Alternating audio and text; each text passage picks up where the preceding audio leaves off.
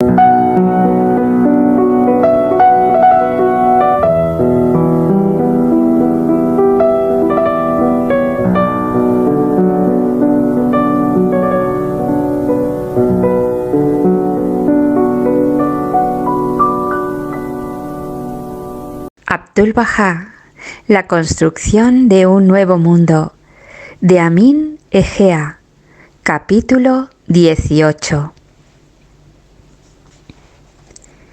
Cuando Abdu'l-Bahá visitó Occidente, el racismo era un fenómeno social plenamente arraigado en la mentalidad de una buena parte de los pueblos del mundo.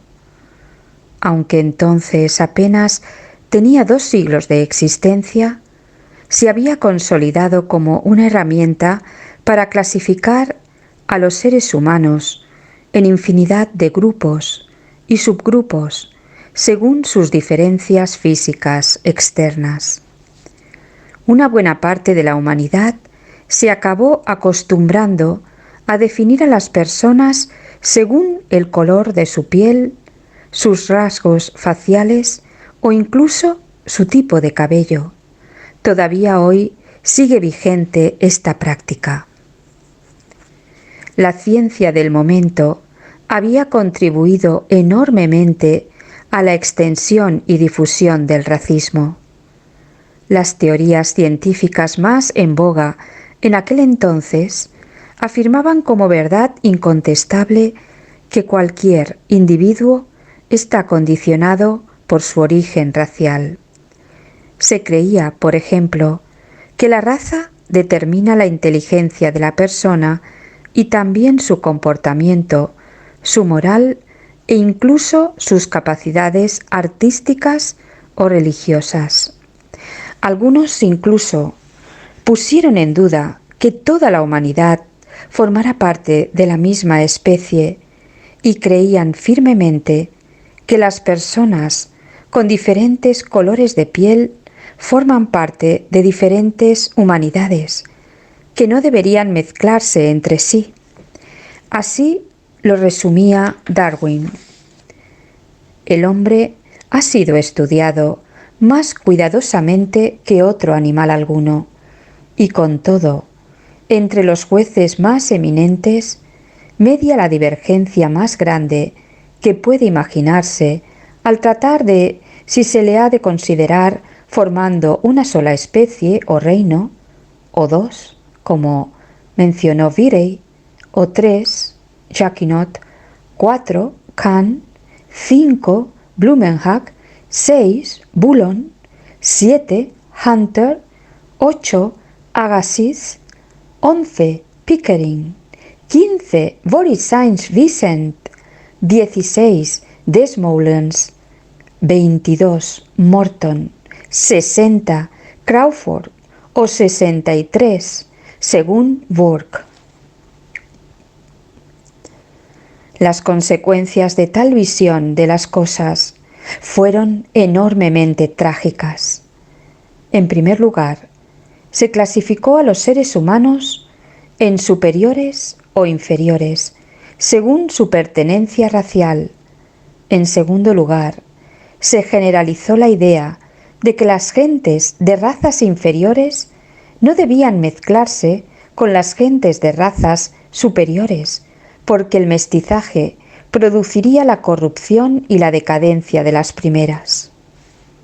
En consecuencia, en diferentes partes del mundo se iniciaron políticas encaminadas a segregar a los seres humanos en función de su raza. En otros casos, las políticas se dirigieron a la eliminación de los miembros de las razas consideradas como inferiores. Así sucedió en Norteamérica y América Latina, por ejemplo, con la matanza a lo largo de todo el siglo XIX de millones de nativos. Las empresas coloniales que se iniciaron desde Europa en el mismo siglo, con sus dramáticas consecuencias para centenares de millones de personas, también se justificaban empleando argumentos raciales. Es casi indudable, a buen seguro, escribía Charles Darwin, que dentro de algunos siglos las razas civilizadas habrán eliminado y suplantado a las razas salvajes en el mundo entero. Cuando Abdu'l-Bahá visitó Occidente, en Europa se estaban celebrando los primeros congresos sobre la higiene racial, dirigidos a debatir acerca de cómo hacer proliferar a los individuos considerados como superiores y al tiempo cómo impedir la reproducción de los considerados como inferiores. Mientras tanto, en Norteamérica, la sociedad estadounidense llevaba décadas poniendo en práctica un modelo social y legal basado en la segregación racial que se extendió después a otros países. Las leyes Jim Crow, como eran conocidas, tenían como objetivo limitar los contactos entre negros y blancos en multitud de ámbitos: las escuelas, universidades, los regimientos en el ejército, las oficinas públicas, las iglesias, los museos, los restaurantes, los transportes públicos, las bibliotecas, los dispensarios y centros médicos, los aseos y los parques, por citar solo algunos ejemplos. Estaban acotados, compartimentados, limitados o reservados a los miembros de una u otra raza sin que pudieran compartirlos o mezclarse entre sí. En la mayor parte del país, el matrimonio entre negros y blancos estaba además prohibido. Las leyes racistas se extendieron también contra japoneses, chinos y otros pueblos. En sus conferencias públicas, Abdu'l-Bahá alzó su voz contra el racismo y trató de persuadir a sus oyentes de la irracionalidad de tal creencia, que él identificó como uno de los grandes males de la humanidad. De acuerdo con las enseñanzas de Baha'u'lláh, aquello que constituye la esencia del ser humano es su alma, no su cuerpo. Siendo así, el ser humano no puede ser reducido a ninguna de sus características o circunstancias físicas, como son el color de la piel, el género o el lugar de nacimiento, por citar algunos. Esa realidad espiritual en el ser humano, por otra parte, es universal, es decir, es compartida por todos, cualesquiera que sean sus condiciones materiales. Por lo tanto, todos los seres humanos, aunque diversos, son esencialmente iguales y forman parte de una misma especie, la raza humana. ¿No sabéis acaso por qué os hemos creado a todos del mismo polvo?, escribió Baha'u'lláh, para que ninguno se enaltezca a sí mismo por encima de otro. Sois los frutos de un solo árbol y las hojas de una sola rama, escribió Baha'u'lláh en otra ocasión, evocando palabras similares del Bab. Trataos unos a otros con extremo amor y armonía, con amistad y compañerismo. Partiendo de esta idea, Abdu'l-Bahá trató de hacer comprender a las multitudes que le escucharon, la mayoría de ellos racistas, que la nobleza y distinción de un individuo no dependen del color de su piel, sino de su comportamiento. Todos los seres humanos, explica Abdu'l-Bahá, han sido creados a imagen y semejanza de Dios. Esto quiere decir que el ser humano tiene la capacidad de reflejar en su vida los atributos de Dios. Así pues, lo que importa en un individuo no es el color de su piel, sino la medida en que su corazón es una manifestación de esas cualidades divinas. Es evidente, afirmó en un discurso dado en Washington, que la excelencia no depende del color. El carácter es el verdadero criterio de la humanidad. Cualquiera que posea un buen carácter, que tenga fe en Dios y sea firme, cuyas acciones sean buenas, cuyas palabras sean buenas, será aceptado en el umbral de Dios, no importa cuál sea su color. La única distinción real es esta, explicó en una reunión en París.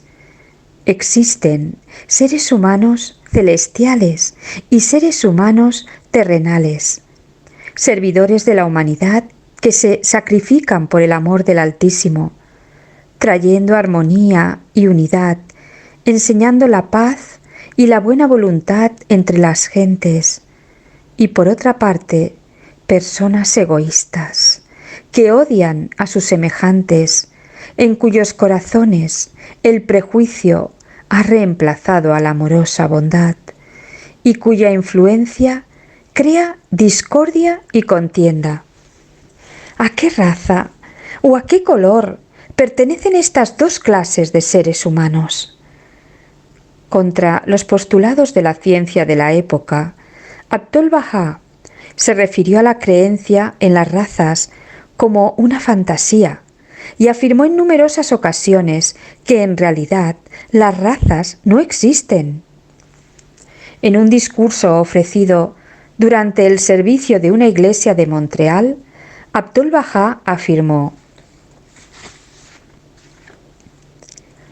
todos los seres humanos son hijos de Dios, pertenecen a la misma familia, a la misma raza original.